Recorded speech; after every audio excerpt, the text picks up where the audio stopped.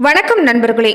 ரிஷபராசி அன்பர்களுக்கு அடுத்து வரக்கூடிய 15 நாட்கள் எப்படிப்பட்ட பலன்களை நீங்க பெற போறீங்க? எந்த மாதிரியான விஷயங்கள் உங்களுக்கு சாதகமா அமைஞ்சிருக்கு? எந்த மாதிரியான விஷயத்துல நீங்க கவனம் செலுத்தணும்? இது எல்லாமே இந்த பதிவுல நாம தொடர்ந்து பார்க்கலாம். அதுக்கு முன்னாடி நீங்க இந்த சேனலுக்கு புதிவரா இருந்தா இந்த சேனலை சப்ஸ்கிரைப் பண்ணிட்டு ஒரு லைக்கும் பண்ணிட்டு பின்தொடர்ந்து வாங்க பார்க்கலாம். மேலுமே ரிஷபராசி அன்பர்கள் உங்க வாழ்க்கையில தொடர்ந்து நீங்க பல்வேறு விதமான பிரச்சனைகளை சந்திக்கக்கூடிய நபரா இருந்தா, ஜோதிட ரீதியா நீங்க தீர்வு காண விருப்பப்பட்டா டிஸ்கிரிப்ஷன்ல தொலைபேசி எண் கொடுக்கப்பட்டு இருக்கு. ஜோதிட ரீதியான சந்தேகமா இருந்தாலும் சரி, உங்க வாழ்க்கையில நீங்க சந்திக்கக்கூடிய எந்த ஒரு பிரச்சனையா இருந்தாலும் சரி, தாராளமா தொலைபேசி மூலியமா தொடர்பு கொண்டு கூட உங்களுடைய பிரச்சனைகளுக்கு தீர்வு காணலாம். யாரெல்லாம் ரிஷபராசியில் பிறந்திருக்கிறாங்களோ பிறப்பிலேயே அவங்க வைராக்கியம் கொண்டவங்களா இருப்பாங்கன்னு சொல்லலாங்க.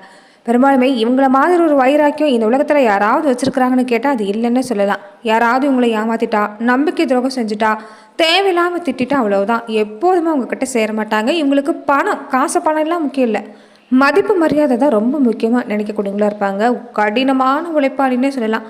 உழைப்புக்கு இவங்க எந்த நேரத்தில் அஞ்சப்பட மாட்டாங்கன்னு சொல்லலாம்.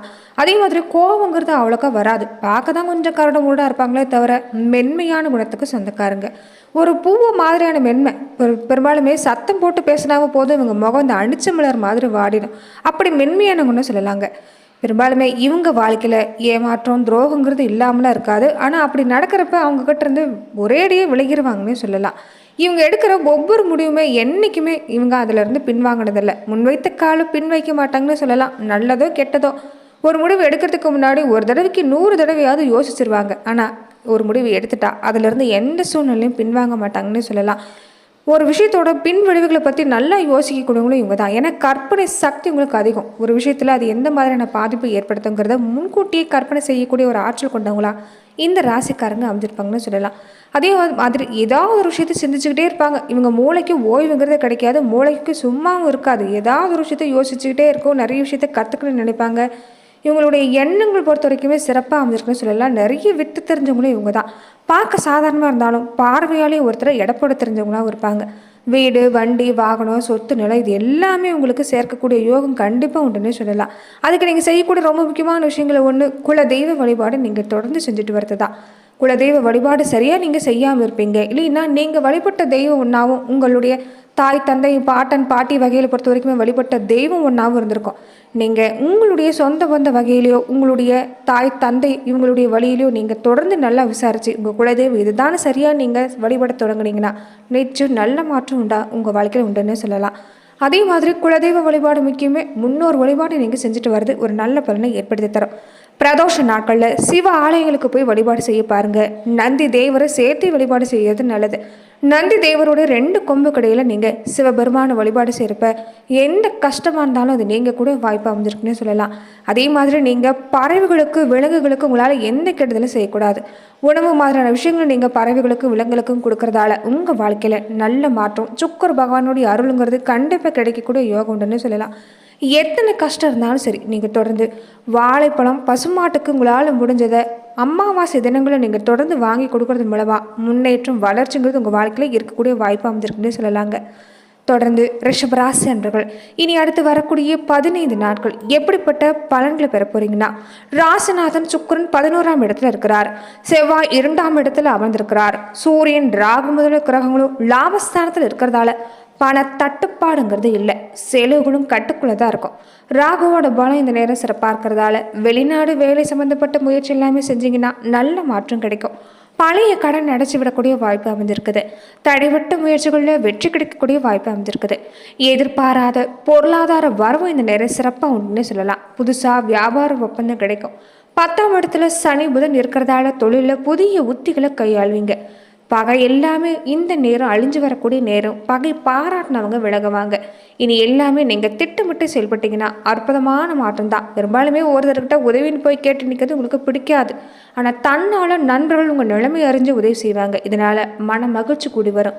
ஒரு சிலருக்கு சொந்த வீடு அமையக்கூட யோகமே இந்த நேரத்தில் அமைஞ்சிருக்குன்னு சொல்லலாம். அதற்குண்டான முயற்சி செஞ்சீங்கன்னா சாதகமான பலன் கிடைக்கும்.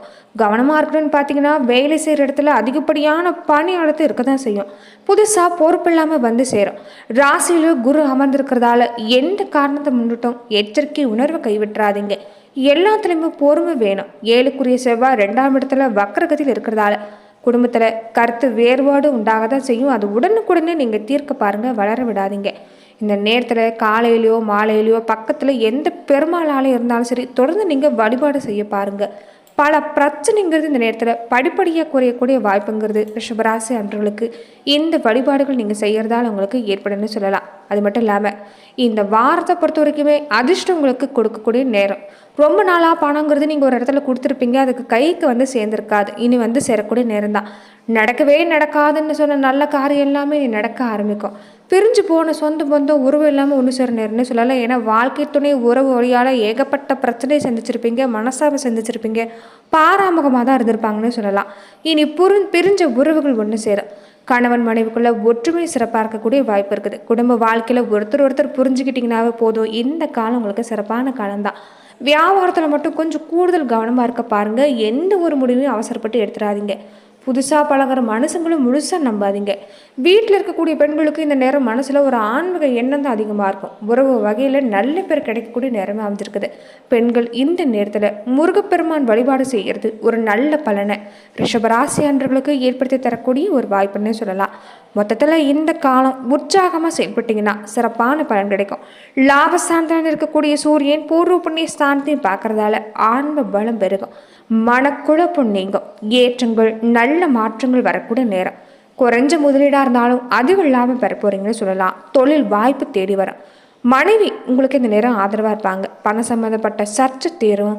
உங்களுடைய மகளுடைய திருமணத்துக்கு இந்த நேரம் எதிர்பார்க்குற இடத்துல இருந்து பணம் கிடைக்கக்கூடிய வாய்ப்பு அமைஞ்சிருக்குது. தொழில் வியாபார ரீதியாக கொஞ்சம் அடிக்கடி அலைச்சல் இருக்க தான் செய்யும். பயணம் போகக்கூடிய வாய்ப்பு அமைஞ்சிருக்குது. உயர்கல்வி முயற்சி செய்யக்கூடிய மாணவர்களுக்கு இந்த நேரம் உங்கள் முயற்சிக்கேற்ற பலன் கிடைக்கும். அலுவலகத்தில் விரும்பின எதிர்பார்த்த பணி உங்களுக்கு சேரக்கூடிய நேரம். ஆடம்பர பொருட்சேர்க்கை ஏற்படும். பிள்ளைகளுக்கு கல்வி ஆர்வம் அதிகரிக்கக்கூடிய நேரம். உடல் மனசில் இருக்கக்கூடிய சங்கடம் நீங்கன்னு சொல்லலாம். எதுலேயுமே இந்த நேரம் நீங்கள் பேசுகிறப்ப ஒரு முறைக்கு பல முறை சிந்தித்து பேச பாருங்கள், சிந்தித்து வேலை செய்யுங்க.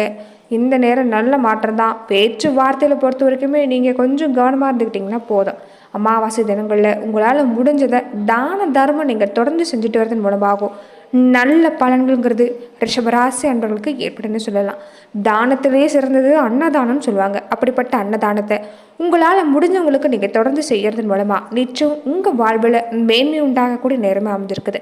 அதே மாதிரி குடும்பத்தில் இனி நல்ல காரியம் நடக்க ஆரம்பிக்கும். ஒரு சரியான தூக்கம் இல்லாமல் பாதிச்சிருப்பீங்க. உடல்நல பாதிப்பு ஒரு பக்கம், கெட்ட கனவு எல்லாமே நிறைய வந்திருக்கும். இதனாலே பல மனக்குழப்பம், இது நடக்குமா நடந்துருமாங்கிற ஒரு குழப்பத்திலே இருந்திருப்பீங்க.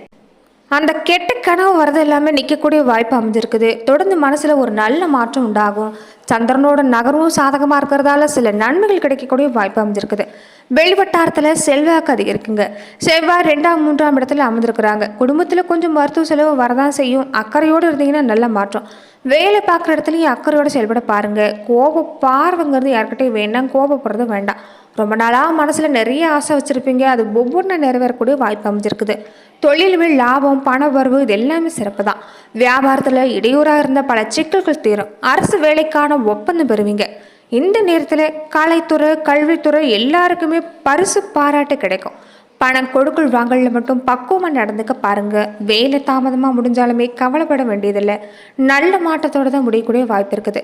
துணிச்சலாக எந்த காரியத்தில் இறங்குறதால வம்பு வழக்குன்னு இது வரைக்கும் நீங்கள் சந்தித்த பிரச்சனை கூட நிவர்த்தியாகக்கூடிய வாய்ப்பு இந்த காலத்தில் பொறுத்த வரைக்குமே ரிஷபராசி அன்பர்களுக்கு ஏற்பட இருக்குதுன்னே சொல்லலாம்.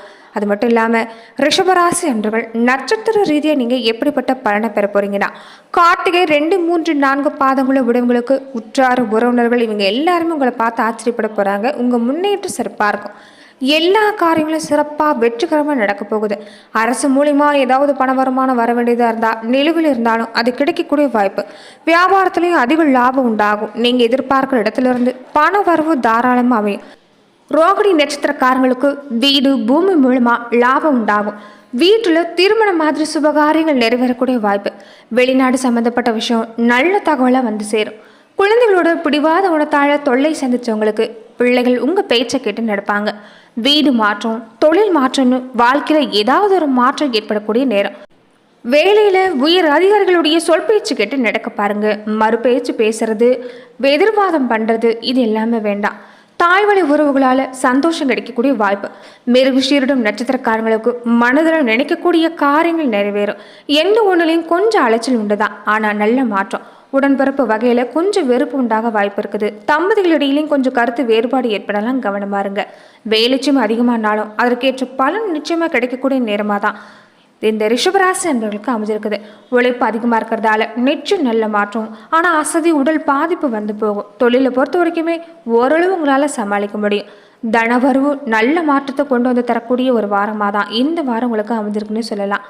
தொடர்ந்து இந்த பணம் கொடுக்கல் வாங்கல மட்டும் கொஞ்சம் கவனமாக இருக்க பாருங்கள். டிரான்ஸ்ஃபர் செய்யக்கூடிய விஷயங்கள், பணம் சம்மந்தப்பட்ட விஷயங்களில் கொஞ்சம் கவனமாக இருக்க பாருங்கள். மற்றபடி பெரிய அளவில் பாதிப்புங்கிறது இல்லை. நன்றி நண்பர்களே. இந்த பதிவில் ரிஷபராசி அன்றர்களுக்கு அடுத்து வரக்கூடிய 15 நாட்கள் எப்படிப்பட்ட பலன்களை எல்லாமே நீங்கள் பெறுவீங்கிறத நம்ம பார்த்தோம். மேலும் இந்த மாதிரியான பதிவுக்கு நீங்கள் இந்த சேனலை லைக் பண்ணுங்கள், ஷேர் பண்ணுங்கள், கமெண்ட் பண்ணுங்கள், மறக்காமல் சப்ஸ்கிரைபும் பண்ணிடுங்க. நன்றி நண்பர்களே.